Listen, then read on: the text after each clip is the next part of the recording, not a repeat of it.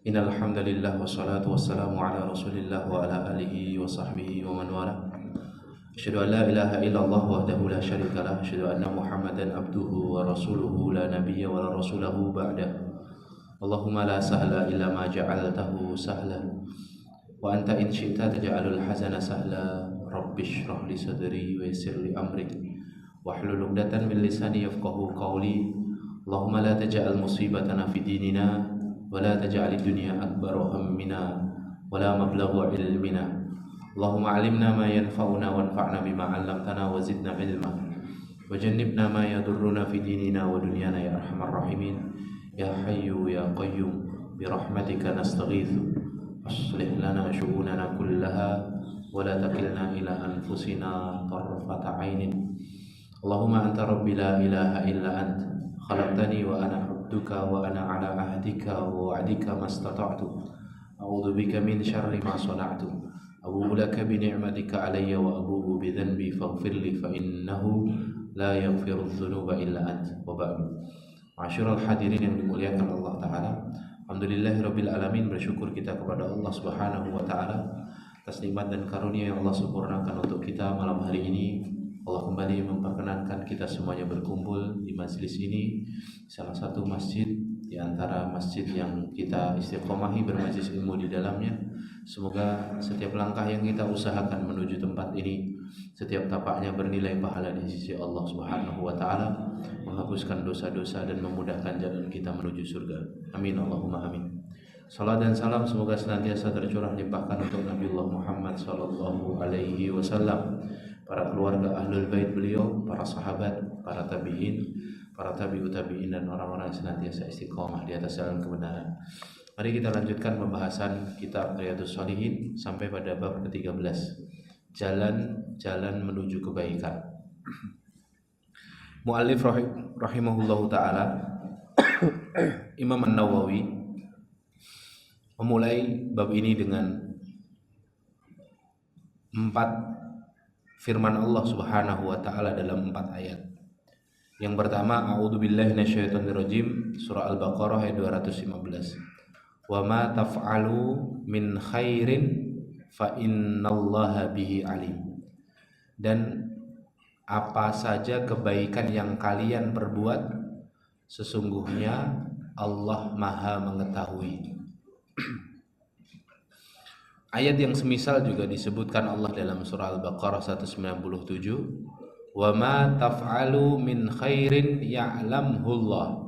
Dan apa yang kalian kerjakan berupa kebaikan, niscaya Allah mengetahuinya. Di surah Al-Zalzalah ayat 7 juga Allah berfirman, faman ya'mal mithqala dzarratin khairan yarah. Barang siapa yang mengerjakan kebaikan walaupun sekecil apapun, seberat biji dzarrah, seberat biji sawi, seremeh apapun, Allah melihatnya. Ya, dan dia akan melihat balasannya. Yarah di sini, dia akan melihat balasannya. Pelakunya akan melihat balasannya.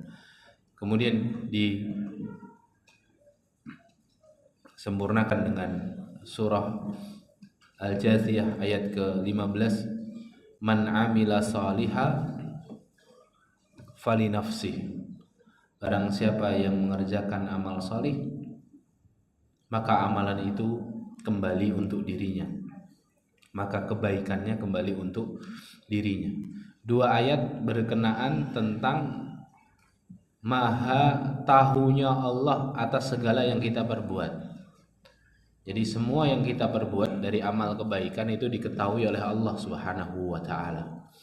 Ya, tidak ada satupun amalan yang kita lakukan kecuali semuanya dalam pengetahuan Allah. Tak ada satupun yang luput dari Allah Subhanahu wa taala. Karena Rabb kita ini melihat, mendengar, mengetahui, teliti atas apa yang terjadi di semua ciptaannya. Allah itu alim, Allah itu sami', Allah itu basir, Allah itu khabir, Allah itu ala kulli syai'in qadir, berkuasa atas segala sesuatu yang Allah ciptakan. Ya.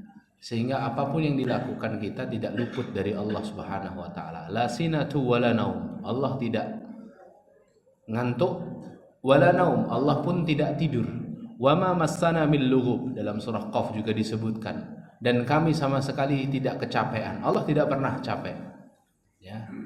Dan Allah tidak pernah bosan. Innallaha la yamallu hatta tamallu, kata Rasulullah.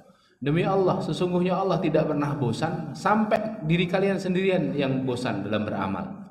Jadi Allah melihat, menyaksikan, melihat, mendengar semua yang kita lakukan, dan Allah tidak pernah bosan sampai kita sendiri yang bosan dengan amalan kita, ya. Maka kemudian dari sinilah kita tahu bahwa sekecil apapun perbuatan dilakukan, semuanya dalam penglihatan dan dalam perhatian Allah. Dua ayat berikutnya berkenaan dengan balasan, bahwa semua yang dilakukan Allah semua yang dilakukan seorang hamba untuk Rabbnya Allah Azza wa Jalla, kebaikannya kembali kepada hamba itu sendiri. Al-jaza'u min jinsil amal, kata Rasulullah. Balasan itu tergantung jenis amalannya. Apa yang kita tanam itulah yang kita panen. Man amila solihan fali nafsi, barang siapa yang melakukan kebaikan, kebaikan itu kembali untuk dirinya. Wa man asa'a fa 'alaiha, barang siapa yang melakukan keburukan, keburukan itu juga terhitung untuknya. Maka tidak ada satupun yang luput dalam perhatian Allah Subhanahu wa ta'ala. Coba mari kita buka ayat yang lain. Surah Al-Kahfi ayat ke-48. Allah Subhanahu wa ta'ala menjelaskan kepada kita bahwa tidak ada satupun yang terlewat dari semua yang dilakukan seorang hamba. Allah Subhanahu wa ta'ala berfirman, a'udzubillahi minasyaitonir rajim. Al-Kahfi ayat 48-49. Lihat kronologinya. Allah Subhanahu wa taala berfirman, wa uridu ala rabbika saffa, dan akan dinampakkan, akan dihadirkan di hadapan Rabb kalian. Kalian akan dinampakkan di hadapan Rabb kalian secara saffa, berbaris-baris. Nanti di padang mahsyar itu semua manusia dikumpulkan secara berbaris-baris. Laqad ji'tumuna kama khalaqnakum awwala marrah, kata Allah, sesungguhnya kalian telah datang kepada kami sebagaimana kami menciptakan kalian pertama kali. Jadi Allah dulu sebelum menciptakan kita itu dibariskan sama Allah dalam bentuk ruh, kan. Nanti kronologinya Anda bisa buka di surah Al-A'raf, surah ke-7 ayat 172. Allah membariskan kita semua, kemudian Allah mempersaksikan dirinya dengan mengatakan, wa asyhadahum ala anfusihim alastu bi rabbikum, kata Allah. Allah mempersaksikan kita semua dibaris sama Allah dulu sebelum kita masuk ke dalam jasad kita. Allah berkata, alastu bi rabbikum, tidakkah kalian bersaksi bahwa aku adalah Rabb kalian? Semua ruh berkata, bala syahidna. Qalu bala syahidna, kami semua bersaksi Allah adalah Rabb kami. Nanti di hari akhir Allah akan mengatakan itu, laqad ji'tumuna kama khalaqnakum awwala marrah, kalian telah mendatangiku hari ini sebagaimana kami dahulu menciptakan kalian pertama kali. Bersaf-saf, berjajar di hadapan Allah. Bal za'amtum allan naj'ala lakum mau'ida. Apa kata Allah? Tapi kamu menganggap apa yang ditetapkan ini tidak akan terjadi, kata Allah. Ini kan janji Allah tuh hari kiamat. Tapi kalian banyak yang menganggap ini enggak terjadi. Sekarang terjadi, kata Allah. Kalian lihat apa kata Allah di ayat 49. Wa wudi'al kitab, dan catatan amal diberikan kepada pemiliknya. Fataral mujrimina musyfiqina mimma fi, dan kau akan melihat orang-orang mujrim, orang-orang yang banyak melakukan dosa, ahlul maksiat, musyfiqin, ketakutan, mimma fi, atas isi catatan amalnya. Wa yakulun, kemudian mereka akan berkata, ya wailatana ma li hadzal kitab, Setelah mereka membuka kitabnya, catatan amalnya, mereka akan berkata, aduhai sungguh celaka kita. Mali hadzal kitab. Kitab macam apa ini? Buku macam apa ini? La yughadiru saghiratan wala kabiratan illa ahsaha. Tidak luput sedikit pun yang kecil dan yang besar kecuali semuanya tercatat dalam kitab ini. Semua hadir. Dirikan mata kita. Apa yang kita lakukan secara sembunyi-sembunyi, terang-terangan, saat bersama orang atau saat sendirian, di malam hari, di siang hari, semua tercatat lengkap. La yughadiru saghiratan wala kabiratan illa ahsaha. Tidak ada satupun yang luput dari yang kecil dan yang besar kecuali semuanya tertulis di dalamnya. Wa wajadu ma amilu hadira. Dan mereka mendapatkan apa yang mereka amalkan dahulu hadiro, hadir semua dalam kitab itu, tertulis lengkap dalam kitab itu. Kemudian apa? Allah tutup ayat ini dengan kalimat yang sangat indah, wala yadlimu rabbuka ahada, kata Allah, dan Rabbmu tidak pernah zalim kepada seorang pun. Artinya apa? Allah tidak pernah zalim sama seorang hamba pun. Apa yang mereka dapat di akhirat sesuai dengan apa yang mereka tanam di dunia. Kebaikan akan diberikan kebaikan. Keburukan akan kembali dalam berupa keburukan. Semua sesuai dengan apa yang kita lakukan, ya. Makanya hadirin dimuliakan Allah, di sini Imam An-Nawawi akan menyebutkan ragam jalan kebaikan yang kita bisa pilih, mana yang kita bisa lakukan. Kebaikan itu ternyata bercabang-cabang, banyak sekali. Hanya mungkin kita tidak semuanya bisa sapu bersih. Mungkin Allah kasih kita potensi pada satu kebaikan tertentu, kita bisa istiqomah dan kita bisa tekun di dalamnya. Mungkin ada yang bisa mengambil 2, mungkin ada yang bisa mengambil 3. Semuanya terhitung, tercatat. Semuanya dilihat oleh Allah dan kita akan melihat balasannya di dunia maupun di akhirat. Setelah selesai menyebutkan 4 ayat ini, kemudian Imam An-Nawawi mulai menyebutkan satu persatu hadis dari Nabi SAW. Ini bab yang cukup panjang, hadirin. Kalau di kitab terjemahan yang saya bawa ini ada 5 halaman, 6 halaman, 6 lembar, bukan 6 halaman. 6 lembar berarti 10 halaman, ya. Ada sekitar 30 hadis, ya, 10 hadis, ya. Ya, semoga Allah mudahkan kita untuk menyelesaikan, memahami dan mengamalkan. Amin Allahumma amin. Kita mulai hadis pertama. Ini pilihan amal yang pertama nih. An Abi Dzarrin radhiyallahu anhu, dari Abu Dzar, qala, dia berkata radhiyallahu anhu, qultu, aku berkata, ya Rasulullah, wahai Rasulullah, ayyul a'mali afdal, amalan apa yang paling utama? Qala, kemudian Rasulullah bersabda, al-imanu billah wal jihadu fi sabilih. Beriman kepada Allah, kemudian berjihad di jalannya. Ini amalan yang paling utama. Al-jihadu fi sabilillah. Berjihad, mempertaruhkan harta dan nyawanya untuk agama Allah. Zirwatu sanamil Islam. Puncak amalan dalam Islam itu al-jihad. Makanya tidak ada pilihan untuk kita ketika kita melihat ada saudara kita yang berjihad di parit-parit jihad, di perbatasan, berhadapan langsung dengan musuh-musuh Allah, kecuali berpihak kepada mereka.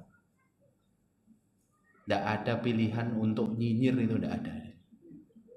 Orang berjuang, pertaruhkan harta dan nyawanya untuk kejayaan Islam, untuk nama baik Islam, kok malah dicibir, ya. Apalagi kemudian menuduh mereka dengan tuduhan-tuduhan yang tidak berdasar, tidak boleh. Kalau Anda tidak bisa mendukung, diam, mendoakan, ya. Karena mungkin Allah tidak pilihkan amalan kita dengan amalan ini, karena mungkin Allah melihat kita tidak cukup mampu. Kita dengar ada suara keras meletus saja kencing di celana dia. Kita ini loh, ya, gimana kalau kemudian musuh ada di depan mata? Lihat antum video Mujahid Qosam yang terakhir tadi, yang di loteng, ya, masya Allah, kayak nggak takut mati adik. Ya, jelas itu, tetap nggak berhenti nembak adik. Dua-duanya syahid di tempat tadi. Kenapa mereka bisa sekuat itu? Mereka membaca dalil-dalil seperti ini adik.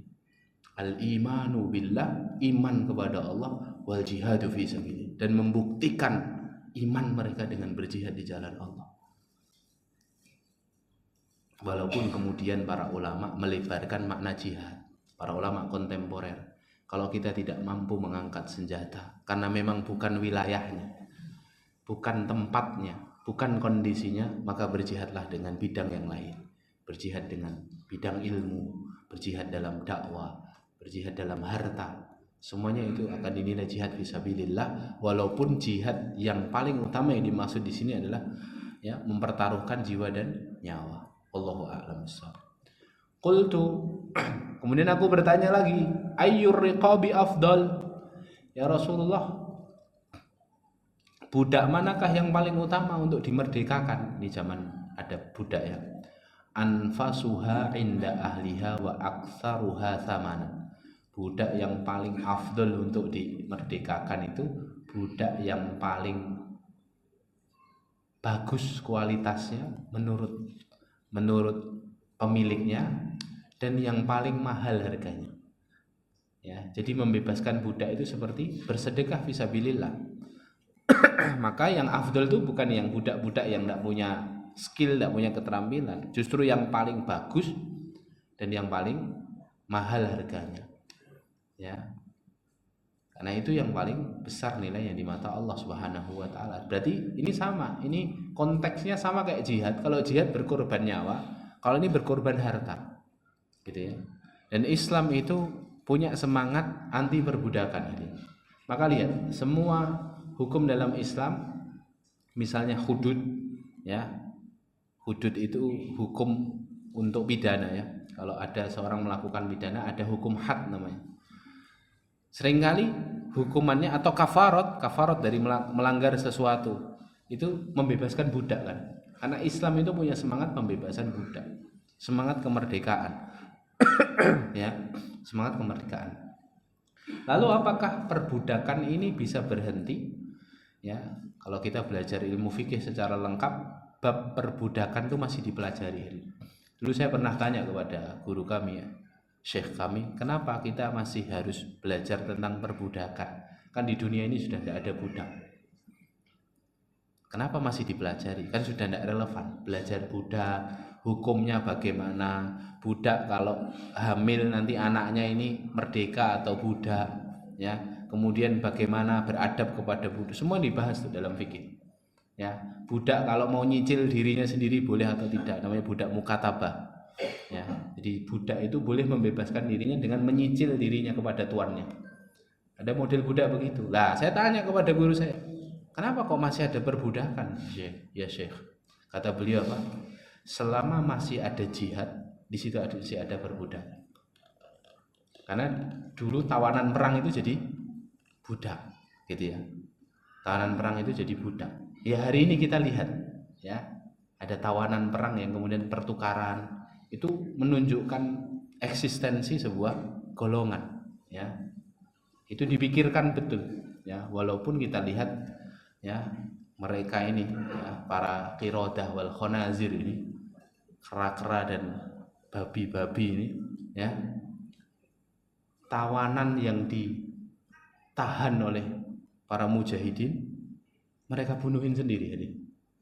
Masya Allah, kita lihat itu kan, ya, para tawanan warga-warga sipil, ya, warga-warga sipil Yahudi ini, ya, yang dijaga betul, makanannya dirawat sama para mujahidin, malah jadi korban penyerangan sendiri oleh, harusnya diselamatkan tapi malah diserang. Itu kita lihat, ya. Jadi bedanya di situ, hadirin dimuliakan Allah, antara hukum Islam yang sangat budak itu tawanan perang itu tetap sangat dijaga, ya, diberikan hak-haknya, gitu ya. Wallahu a'lam bishawab. Nah ini kata Rasulullah begitu. Kemudian qultu fa illam af'al, ya Rasulullah, kalau aku tidak bisa mengerjakan apa yang harus aku lakukan? Tu'inu soni'an au tasna'u lil akhra. Ya. Berilah pertolongan kepada seorang pekerja atau mengerjakan sesuatu untuk orang yang tidak pandai bekerja. Kalau kamu belum bisa membebaskannya, maka tolong saudaramu yang memerlukan bantuan. Ya, ajari mereka keterampilan. Ini bagaimana Rasulullah meminta kita untuk menularkan ilmu yang kita miliki. Kalimat tasna'u li akhra itu bantulah orang yang tidak punya keterampilan, biar punya keterampilan. Qultu ya Rasulullah, ara'aita in da'uftu an ba'dil amal. Ya Rasulullah, bagaimana pendapatmu jika aku tidak bisa melaksanakan sebagian pekerjaan?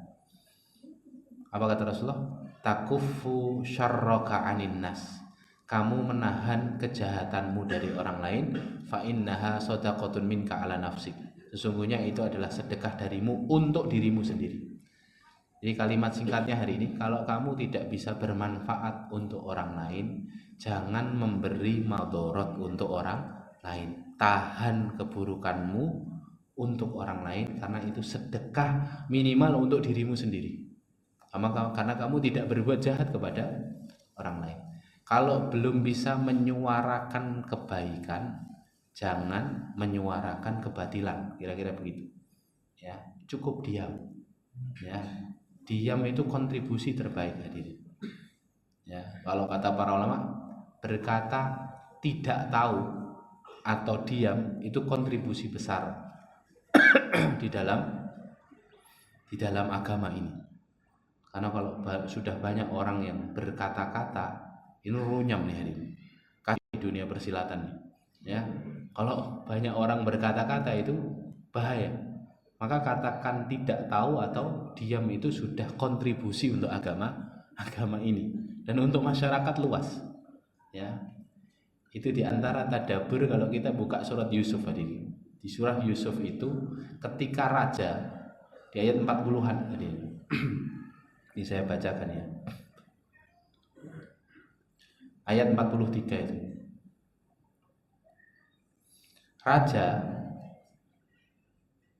Raja itu curhat sama menterinya ketika Nabi Yusuf sudah di penjara. Wa qala al-maliku inni ara sab'a baqarat siman ya'kuluhunna sab'un ijaf wa sab'a sumbulatin khudrin wa ukharu yabisat. Raja curhat sama menteri-menterinya, orang-orang terkemuka di sekitar raja. Sungguh aku bermimpi, ya, ada 7 ekor sapi betina yang gemuk-gemuk dimakan oleh 7 ekor sapi betina yang kurus-kurus. 7 tangkai gandum yang hijau dan 7 tangkai lainnya kering. Kemudian apa kata raja ini? Ya ayyuhal mala'u, wahai para menteriku, aftuni, beri aku fatwa, fi ru'yaya, dalam urusan mimpiku ini.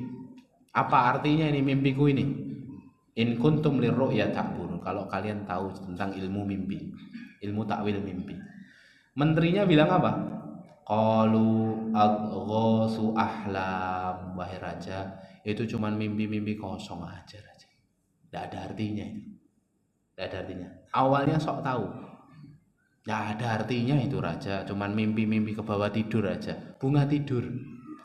Tapi mereka diarahkan Allah kemudian menutup kalimatnya dengan kalimat apa? Wa ma nahnu bitakwilil ahlami bi'alimin. Adapun kami soal ilmu takwil mimpi, kami termasuk yang enggak tahu. Kalimat kami enggak tahu itu punya kontribusi besar menyelamatkan negeri ini. Gara-gara kami enggak tahu ilmu tentang takwil mimpi, menterinya bilang gitu, pelayannya lewat kan? Pelayan yang mantan nabi yang sepenjara sama Nabi Yusuf, yang nganter-nganterkan air. Gara-gara kalimat itu dia bilang apa? Loh, saya kenal orang yang bisa nakwilkan mimpi, wahai raja. Padahal cerita sebelumnya apa? Ayat sebelumnya, orang ini, pelayan ini sudah dikabari sudah dipeseni sama Nabi Yusuf. Nanti kalau kamu selamat, betul isi mimpimu yang tak tafsirkan, kamu jadi pengantar minum raja, bilang ke raja ya tentang kasusku. Biar aku dibebaskan. Karena memang Yusuf nggak bersalah. Jadi yang jebloskan Yusuf itu kan Imro'atul Aziz kan, oknum istri pejabat kan. Al-Aziz ini bukan raja Pak, Al-Aziz ini menteri juga. Ada yang lebih tinggi lagi rajanya, Al-Malik ini. Artinya kalau kasus ini naik ke presiden gitu ya, naik ke raja kan beda urusannya ya, tinggal bikin kepres kan ya, untuk bebaskan Nabi Yusuf ya. Tapi ternyata setelah bebas lupa hadirin. Ya, dalam ayat itu kan disebutkan ya, fa ansahu syaiton dzikra rabbi fala bisa fisijni bid'i sini. Pas keluar lupa, nggak ngomong ke raja. Gara-gara itu Nabi Yusuf itu mendekam di penjara bid'i sinin. Bid'i sinin itu 3 sampai 9 tahun. Gara-gara temennya ini sudah dikasih tahu takwil mimpi, lupa lagi. Tapi pelajarannya apa? Pelajarannya para ulama bilang jangan sekali-kali bergantung kepada manusia. Bergantung kepada manusia itu ujungnya kekecewaan dan penyesalan aja. Bergantung sama Allah saja. Akhirnya Nabi Yusuf ya sudah noting tulus kan. Ya, mau ngapa? Berharap sama pembantu lupa, dilupain sama setan. Ya, fa ansahu syaiton, lupa. Akhirnya tadi lagi ngobrol tentang mimpi nganter air. Kami tidak ada yang tahu. Nah, ini kontribusi besar untuk menyelamatkan negara, karena kalau nggak ditafsirkan mimpi ini, negara ini dalam kondisi kekeringan kan. Ya, kan isi mimpinya kan nanti itu akan mengalami paceklik panjang. Ngomong dia si pembantu, raja, kalau soal yang tahu takwil mimpi saya tahu orangnya, baru ingat setelah 9 tahun. ini teman nggak tahu diuntung ini. Orangnya ada di dalam penjara. Namanya siapa? Yusuf. Cerita akhirnya adalah nanti. Nggak usah kita jelaskan lagi ya. Lain waktu. Kalau pas tadabbur surat Yusuf. Tapi kata para ulama apa? Perkataan kami tidak tahu ilmunya. Ya. Ngomong tidak tahu atau minimal diem lah kalau nggak tahu. Ya. Itu ternyata punya kontribusi besar dalam kebaikan. Itu di antara hikmah ayat ini. Gara-gara ini kan kemudian apa? Tadi selamat negerinya dari paceklik panjang. Gitu, masya Allah. Ya, maka ini pelajarannya di sini. Ini kata Rasulullah juga kan, takufu syarraka anin nas. Lebih baik kamu menahan keburukanmu dari manusia, dan itu sedekah minimal untuk dirimu sendiri. Itu hadirin. Jadi pelajarannya mari kita lebih pandai-pandai membawa lisan, pandai-pandai membawa sikap pada setiap kejadian yang ada di depan kita. Ya, jangan buru-buru berkomentar, dicerna dulu, ya, dilihat dulu pendapat yang lain, dilihat dulu pendapat ahli. Ya. Kalau menghajatkan kita berkomentar, silakan berkomentar. Tapi kalau kira-kira berkomentar itu kok buang-buang waktu, nggak mari mlebu surga, ya, itu kayak di stiker WA itu Pak. Nek rapatek mari mlebu surga, gah tak pikir, ya gitu loh Pak ya. Ora tak pikir gitu ya.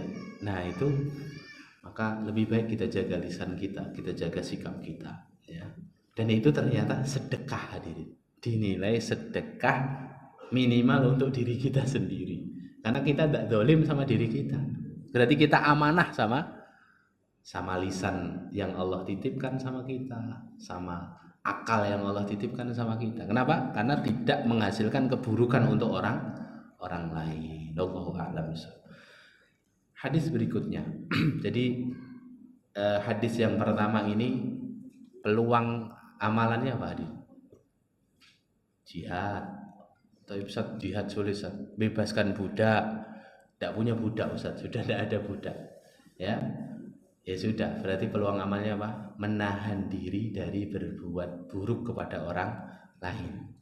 Dinilai sedekah oleh Allah, minimal sedekah untuk diri kita sendiri, karena kita amanah menjaga titipan Allah Subhanahu wa taala dan nikmat yang Allah berikan dalam hidup kita.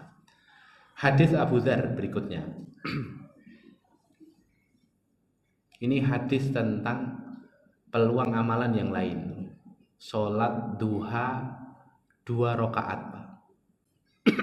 Ini kadar sholat duha ini segini besarnya, Pak. Rasulullah SAW bersabda, yusbihu ala kulli sulam min ahadikum sodaqah.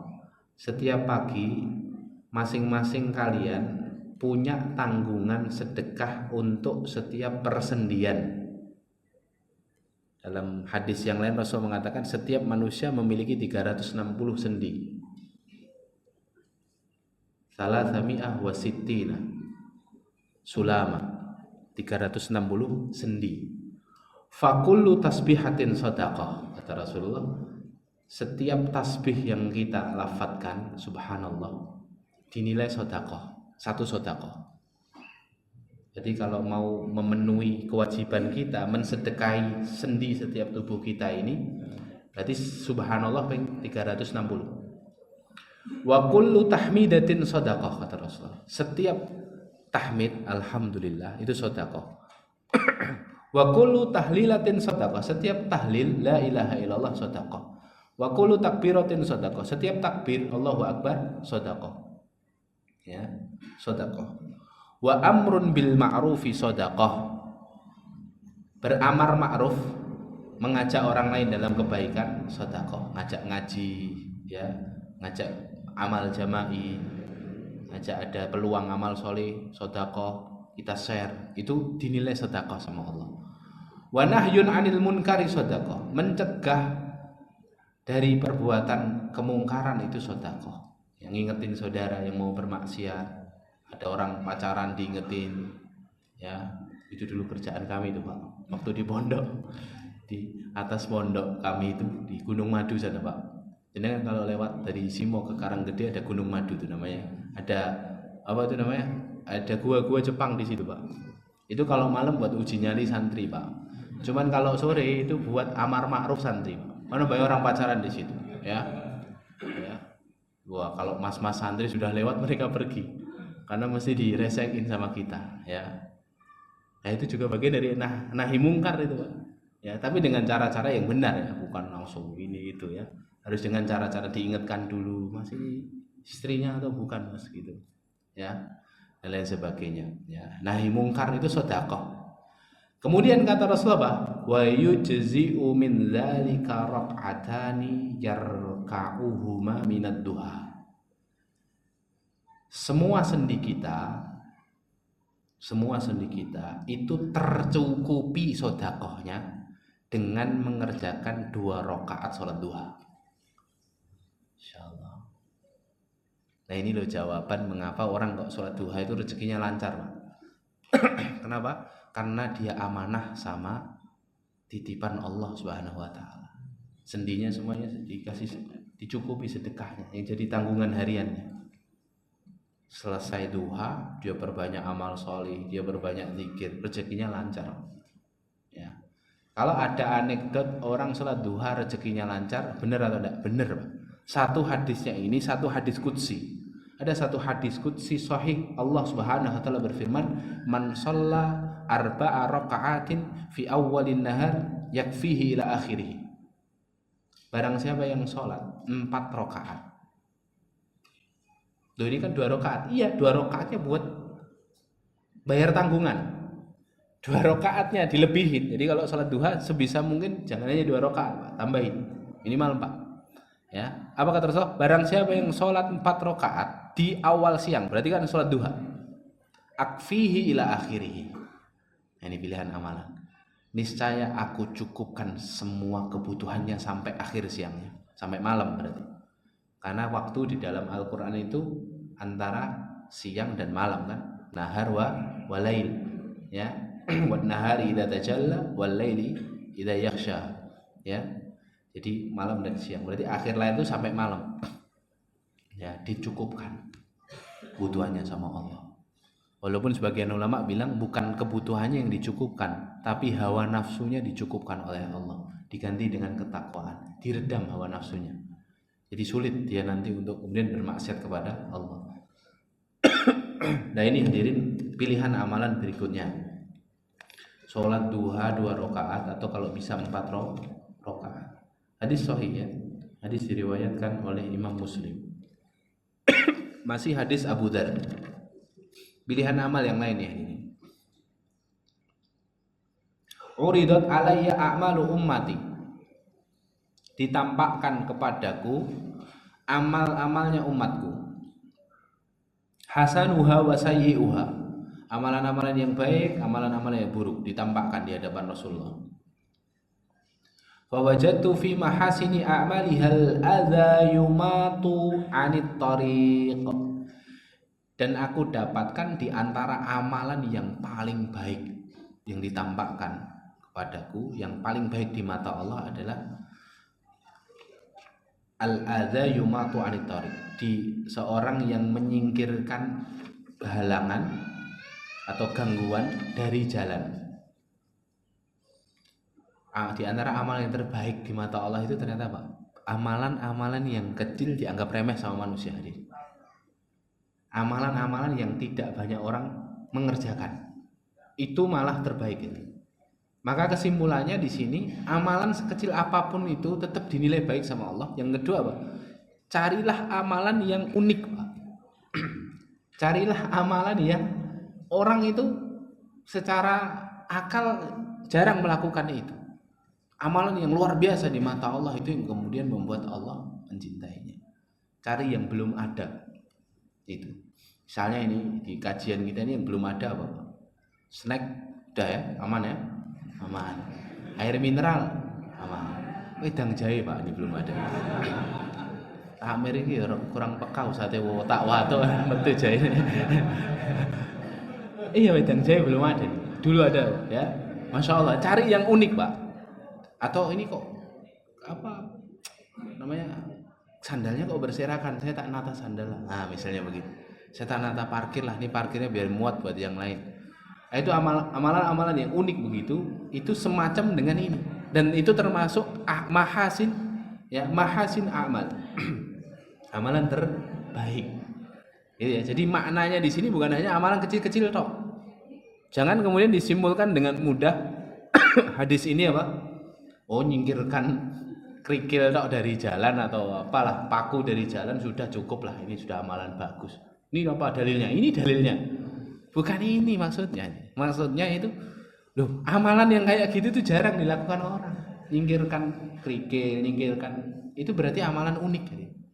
Maka cari amalan unik itu. Cari amalan unik. Yang kemudian membuat Allah Subhanahu wa taala melihat ini luar biasa nih hamba. Dia mengerjakan yang tidak dikerjakan orang. Ya. Makanya kan kata para ulama, kalau beramal itu pilihlah satu di antara 3 pilihan. Jadilah yang terbaik dalam amalan. Kalau tidak bisa jadi yang terbaik, misalnya semua di sini ngafal Quran, jadi yang bisa ngafal 30 juz. Karena itu yang terbaik, yang 30 juz.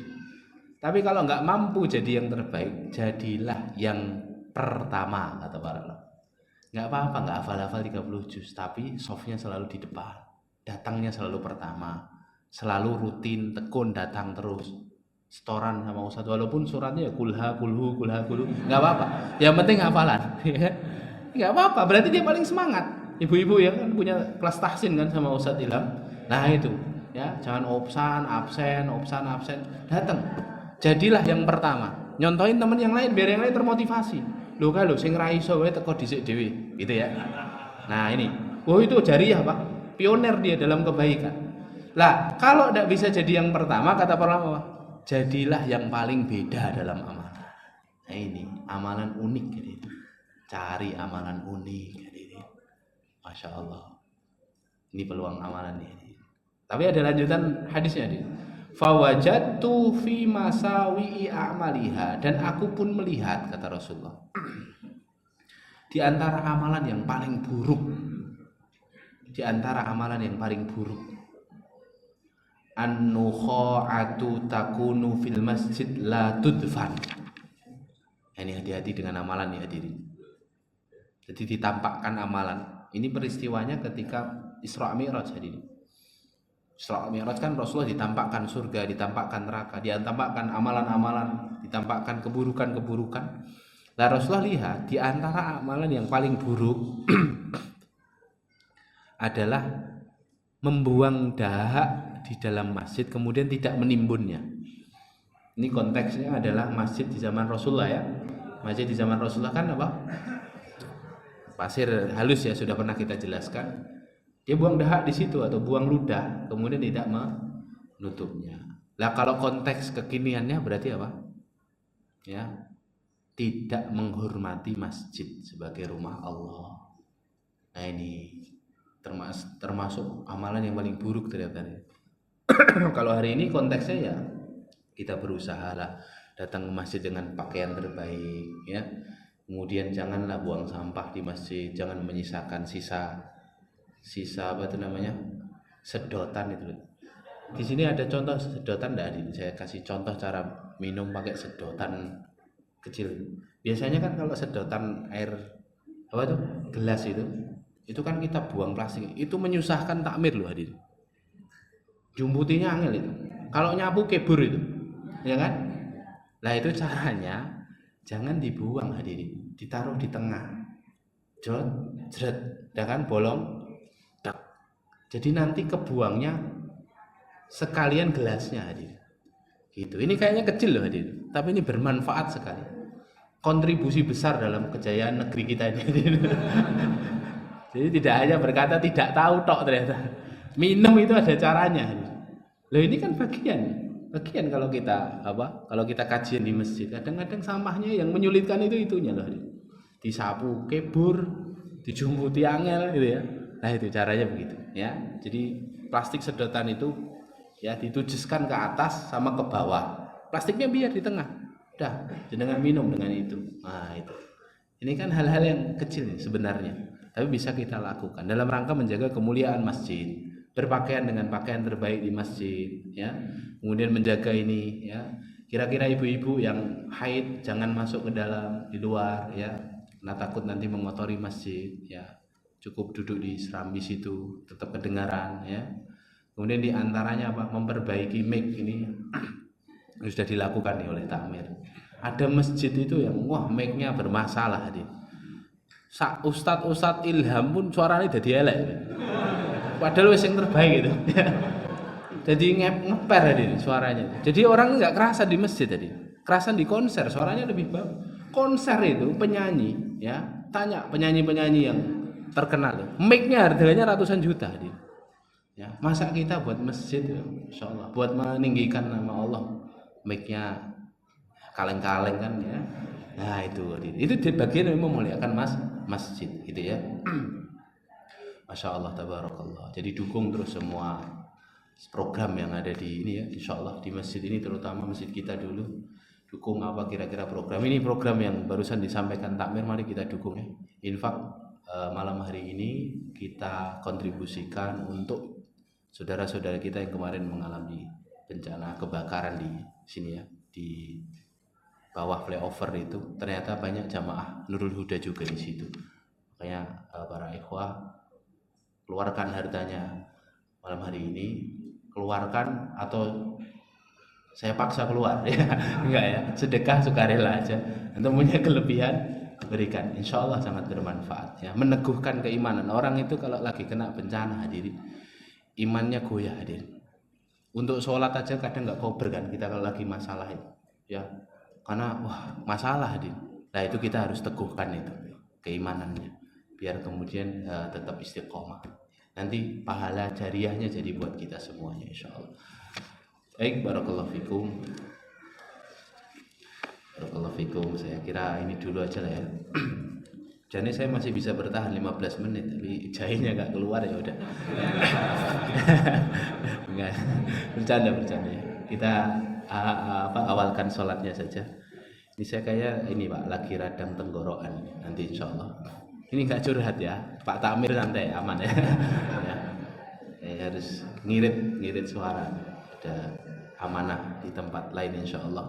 Besok pagi jadi harus ngirit. Barakallahu fikum. Semoga yang sedikit ini menambah pilihan kita untuk beramal, dan coba kalau kita mampu untuk amalkannya, mari kita amalkan ya. Pilihan amalan yang tadi disebutkan dalam 3 hadis Abu Dzar radhiyallahu anhu. Barakallahu fikum. Mari kita tutup dengan bacaan hamdalah dan kafaratul majlis. Alhamdulillahirabbil alamin. Subhanakallahumma bihamdika asyhadu an la ilaha illa anta astaghfiruka wa atubu ilaik. Assalamualaikum warahmatullahi wabarakatuh.